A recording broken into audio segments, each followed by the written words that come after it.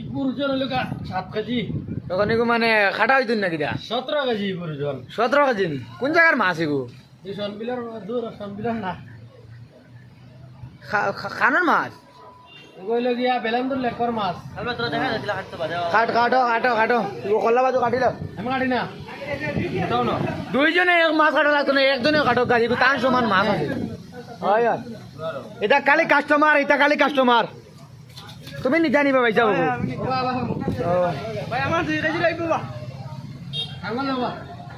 তোর বাবা ভালো শক্তি নাই নে ঠেলাইলে কাটিয়ে দিবি no ও হাতলে वाला